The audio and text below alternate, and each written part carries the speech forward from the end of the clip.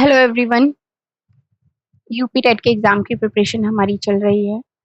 Civics वाला portion मैं आपको करा रही हूँ, जिसमें हमारी 12 चैप्टर्स हो चुकी हैं। आज जो हम करने वाले हैं वो है आपका चैप्टर नंबर 13।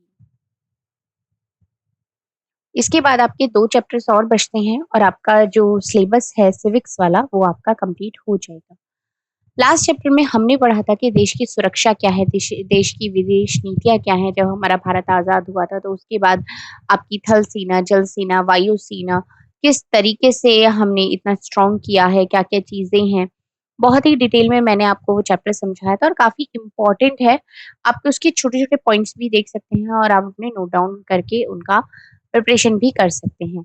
आज जो हम करने वाले हैं, ये जो टॉपिक्स हैं लास्ट के 3-4 टॉपिक्स जो हैं ये काफ़ी इम्पोर्टेंट आ जाते हैं। आज ही उसी में एक ऐसा ही इम्पोर्टेंट टॉपिक है आपका, वो है आपका संयुक्त राष्ट्र संघ। संयुक्त राष्ट्र संघ क्या है, उसकी स्थापना क्या हुई, उसकी ज़रूरत क्यों पड़ी स्थापना करने की, ये सारा कुछ हम आज इस चैप्टर में समझेंगे। जैसे कि संसार में जो होते हैं सभी तरह के देश होते हैं। कुछ छोटे देश भी हैं, कुछ बड़े भी हैं, कुछ कम शक्तिशाली हैं, कुछ बहुत शक्तिशाली हैं।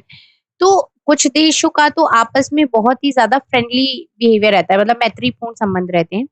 लेकिन कभी-कभी ऐसा होता है कि 2 या 2 से अधिक देशों के बीच में मतभेद भी हो जाते हैं।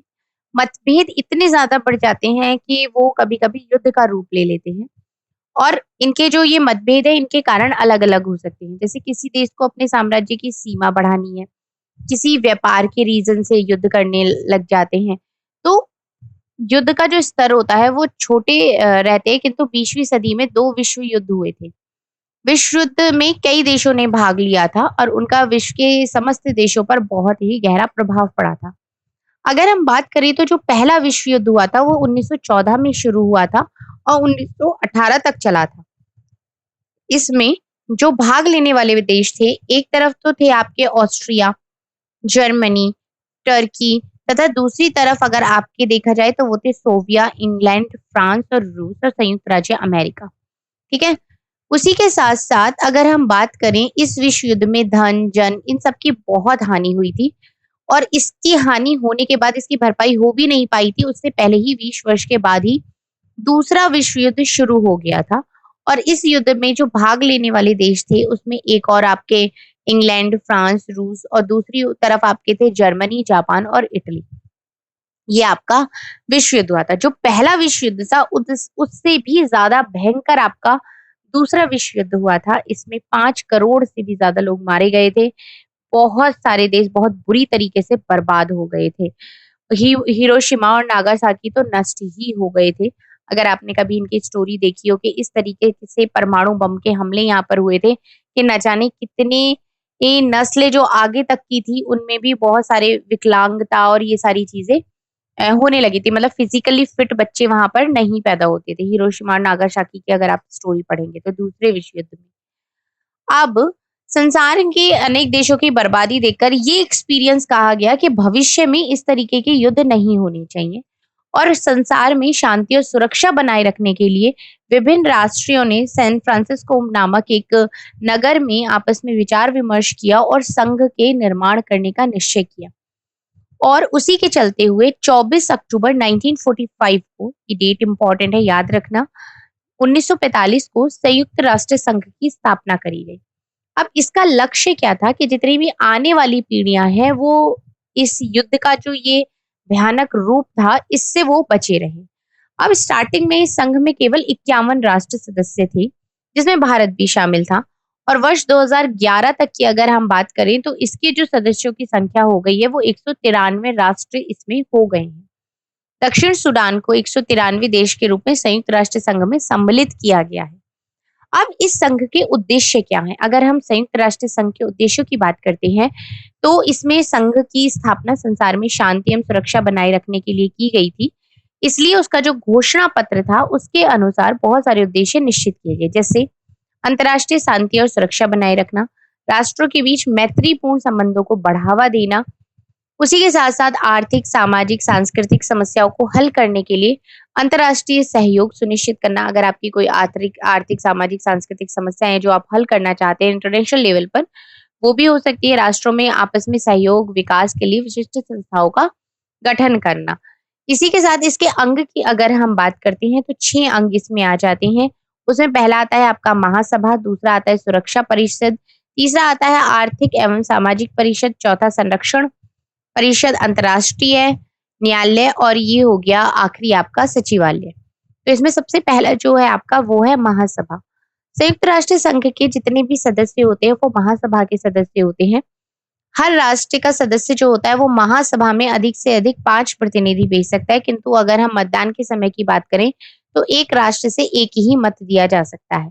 अब महासभा की जो बैठक होती है वो वर्ष में एक बार जरूर होती है और इसका जो अध्यक्ष चुने जाते हैं वो भी 1 वर्ष के लिए भी चुने जाते हैं। अब संयुक्त राष्ट्र संघ ने 10 दिसंबर 1948 को मानव अधिकारों की सार्वभौमिक घोषणा की, इसलिए प्रत्येक वर्ष 10 दिसंबर को मानव अधिकार दिवस मनाया जाता है। मानव अधिकार दिवस कब मनाया जाता है? 10 दिसंबर को। ये आपका विजय लक्ष्मी पंडित जी हैं। सभी महत्वपूर्ण मामलों में महासभा में प्रस्तुत किए जाते हैं। महासभा इन पर विचार विमर्श करती है, अपनी सलाह देती है।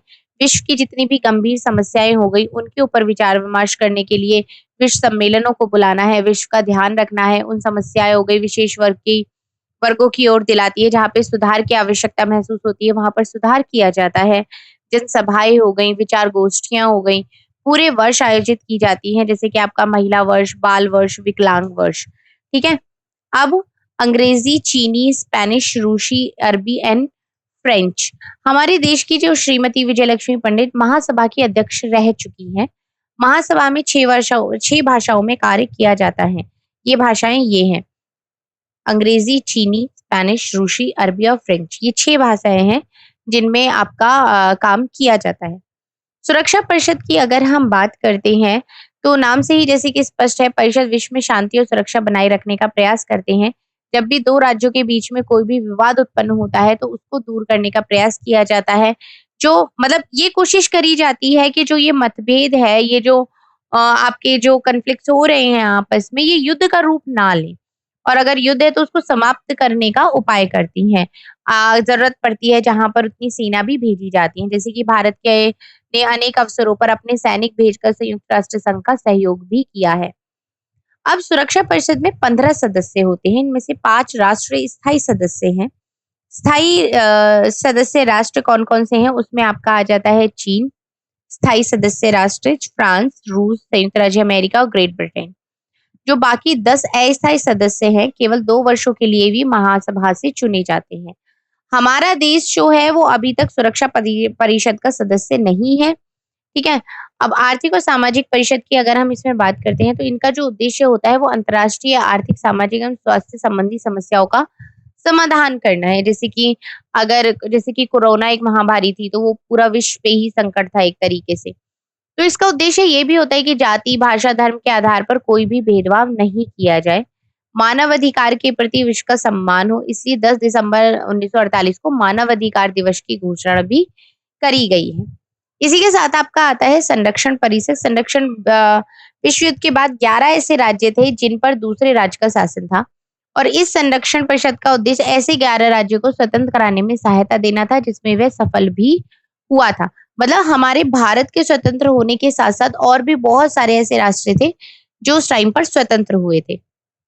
जिस तरह हमारे देश में कानून को तोड़ने वालों को न्यायालय की व्यवस्था है, उसी तरीके से अगर संयुक्त राष्ट्र संघ के जितने भी सदस्य हैं उनको आपस में मतभेद या विवाद हो जाता है तो उसको अंतर्राष्ट्रीय न्यायालय में शांतिपूर्ण ढंग से सुलझाया जाता है। इसमें 15 न्यायाधीश होते हैं जो 9 वर्ष के लिए चुने जाते हैं और ये जो है ये नीदरलैंड के हेग नामक नगर में यहाँ पर ये स्थित है जहाँ पर ये न्यायालय है।